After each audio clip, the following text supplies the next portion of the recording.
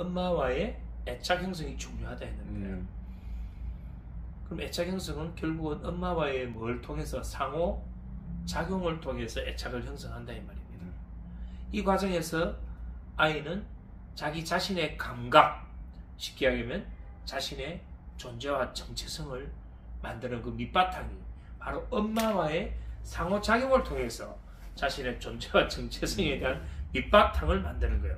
그러면 본인의 그 존재와 정체성으로 세상을, 현실을 경험하는데, 그럼 내가 현실을 경험하는 것은 결국은 엄마와 상호작용을 어떻게 했냐에 따라서 세상을 밝게도 보기도 하고 어둡게 보기도 하고 쟁취해야 될 걸로 보기도 하고 또는 여유롭게 보기도 하고, 이 모든 것들은 엄마와의 상호작용을 어떻게 했냐에 따라서 현실을 경험하는 기초가 형성되어 있다. 그것이 자신의 존재와 정체성을 만들기까지 한다.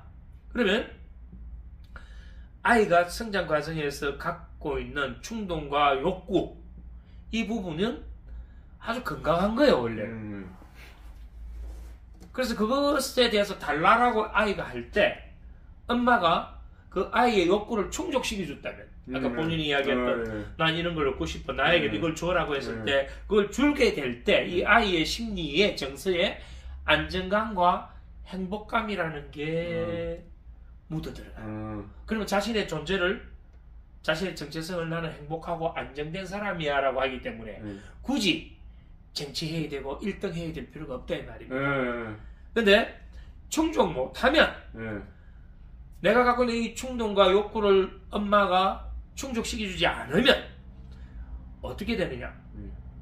안 주니까 자신의 이 내적 감각을 계속 세운다는 것은 나를 점점 고통에 빠지게 만들거든. 그래서 자신의 감각을 점점 무시하는 방법을 배우게 됩니다. 그래서 점점 양육자의 태도에 적응하려는 노력을 하게 되죠. 이때 뭐냐면 엄마의 생각이 꼭 자신의 생각으로까지 여기기까지 하는 이때 이미 뭐가 형성되고 있냐면 자기 상실이라는 게 이제 점점 만들어지는 단계가 된다. 이렇게 자신의 욕구와 충동이 채워지지 않게 되면 아이는 즐거움을 잃어버리게 되고 목표의식을 잃어버리게 되고 자기 삶의 어떤 방향성에 여러 가지 문제를 일으키게 되면서 표면적으로는 엄마에 적응하기 때문에 큰 문제가 없는 모범생활을 자라는 것 같지만 그 사람의 심리적인 부분에는 이미 심각한 혼돈이 오게 되고 심각한 어떤 걸림돌을 만들어서 나중에 성인이 된 이후에도 그러한 문제들이 계속 어떤 형태로든 표출이 된다.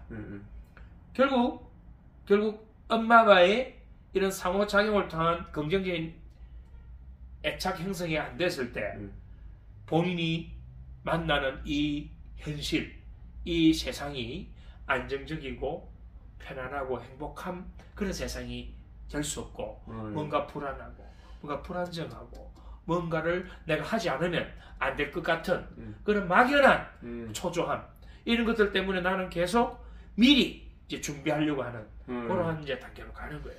욕구를 드러낸 다음에 안 되는 걸 알고 드러내지 않고 억눌렀어요. 그렇죠. 그렇게 자신을 무시해야만이 얘는 어쨌든 자신의 안전과 생존을 위해서 계속 세팅을 다시 하거든. 내가 이렇게 해서 저 대상이 나에게 준다면 나는 그거 달라는 걸 계속 할 텐데 몇 번 요구하고 몇 번 내가 행동을 했는데도 그것을 내가 돌려받지 못한다면 나는 거기에 이미 포기하는 방법을 이제 하나하나씩 배우게 되거든. 그건 다르게 이야기하면 자기를 속이는 거거든요. 아, 그죠. 자기를 속이는 거죠. 이제 심각한 그런 문제를 일으킨다 이렇게 보는 거예요.